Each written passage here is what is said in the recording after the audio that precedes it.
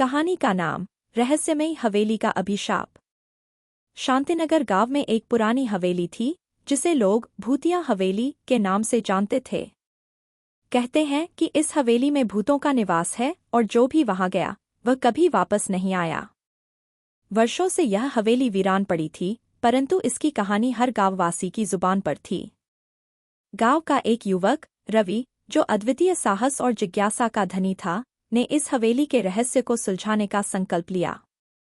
उसके दोस्तों अमित, नीरज और साक्षी ने भी इस रोमांचक यात्रा में उसका साथ देने का निर्णय किया। एक दिन जब पूरा गांव सो रहा था, रवि और उसके दोस्त हवेली के मुख्य दरवाजे के सामने खड़े थे। दरवाजा बहुत बड़ा और भारी था और उस पर जंग लगी हुई थी। रवि ने दरवाजा खोला तो एक तेज हवा का झोंका आया, जिसने उनकी रीढ़ की हड्डी तक को सिहरन पैदा कर दी। हवेली के अंदर का माहौल बहुत ही डरावना था। दीवारों पर अजीब चित्र बने हुए थे जो किसी अनजान भाषा में लिखे हुए थे। फर्श पर धूल और मकड़ी के जाल फैले हुए थे। हवेली के अंदर जाते ही उन्हें एक बड़ा सा हॉल दिखा। हॉल में एक पुरानी झूमर लटक रही थी जो बहुत ही डरावनी लग रही थी। अचानक रवि को एक कोने में कुछ चमकता हुआ दिखाई दिया। उसने पास जाकर देखा तो वह एक पुराना आईना था। आईने में अचानक एक पुरानी महिला की परछाई दिखाई दी। साक्षी चौंक कर बोली, रवि, यह क्या है? रवि ने ध्यान से देखा और उसकी सांसें थम गईं। आईने में महिला की परछाई बार बार दिख रही थी। जैसे ही वे हॉल से आगे बढ़े, उन्हें अजीब अजीब आवाजें सुनाई देने लगीं।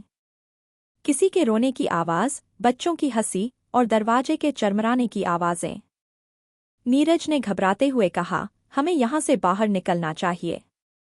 रास्ते में उन्हें एक पुरानी पुस्तक दिखाई दी। पुस्तक बहुत पुरानी और जर्जर हालत में थी। रवि ने उसे उठाया और पढ़ने लगा। यह पुस्तक हवेली की पुरानी मालकिन की डायरी थी। इसमें लिखा था कि हवेली में एक तांत्रिक ने अभिशाप डाल दिया था। हवेली के एक कमरे में जाते ही उन्होंने एक छोटी बच्ची की परछाई देखी। बच्ची का चेहरा बहुत ही भयानक था।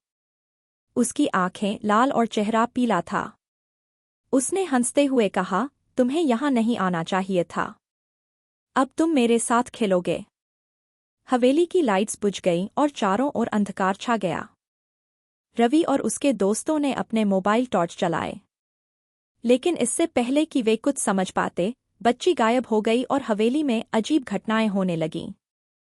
हवेली के हर कमरे में जाते ही दरवाजे अपने आप बंद हो जाते। दीवारों पर खून के धब्बे और फर्श पर खरोंच के निशान थे। अमित को लगा कि कोई उसकी गर्दन के पास फुसफुसा रहा है। उसने चिल्लाकर कहा, कौन है यहाँ? हवेली के एक हिस्से में उन्हें एक पुरानी झूमर दिखाई दी। झूमर के नीचे एक पुरानी तस्वीर थी जिसमें हवेली की मालकिन और उसकी बेटी थीं। तभी साक्षी को अचानक महसूस हुआ कि कोई उसके कंधे पर हाथ रख रहा है। उसने डरकर पीछे मुड़कर देखा, लेकिन वहां कोई नहीं था।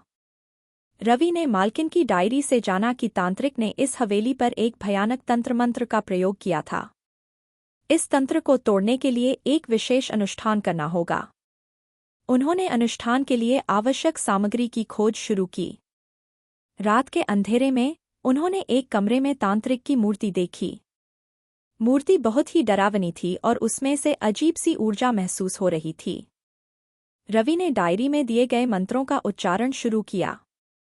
अचानक मूर्ति से धुआं निकलने लगा और हवेली का पूरा माहौल बदल गया। जैसे ही रवि ने मंत्र पढ़ना शुरू किया, हवेली में अजीब अजीब घटनाएं होने लगीं। दीवारों पर खून की लकीरें उभर आईं और फर्श पर उंगलियों के निशान दिखाई देने लगे। साक्षी ने चिल्लाकर कहा, रवि, जल्दी करो। हवेली के अंदर एक भयानक साया दिखाई दिया। यह साया तांत्रिक का था, जिसने अपने तंत्र मंत्र से हवेली को अभिशप्त कर दिया था। रवि ने साहस बटोरकर तांत्रिक से मुकाबला करने का निर्णय लिया। रवि ने अंतिम मंत्र का उच्चारण किया और तांत्रिक की आत्मा को शांति दिलाई। अचानक हवेली की सारी भयानक घटनाएं बंद हो गईं और एक शांत वातावरण फैल गया। हवेली की मालकिन और उसकी बेटी की आत्माएं भी मुक्त हो गईं। हवेली के रहस्य को सुलझाने के बाद रवि और उसके दोस्तों ने गांव लौटकर सारी कहानी सुनाई। गांव के लोग अब हवेली को एक पवित्र स्थान मानते हैं जहां आत्माओं को शांति मिली थी। यह कहानी हमें यह सिखाती है कि साहस, धैर्य और मित्रता के बल पर हम किसी भी भय को पराजित कर सकते हैं। रहस्यमयी हवेली का अभिशाप एक ऐसी कहानी है जो हर मोड़ पर डर और रोमांच से भरी हुई है और पाठकों को अंत तक बांधे रखने में सक्षम है। इस तरह की और भी अनूठी और रोमांचक कहानियाँ सुनहरी कहानियाँ चैनल पर सुनने को मिलेंगी। हर कहानी में आपको नए पात्र, नई जगहें और अनोखे रहस्य देखने और सुनने को मिलेंगे। तो बने रहें और सुनते रहें सुनहरी कहानियाँ।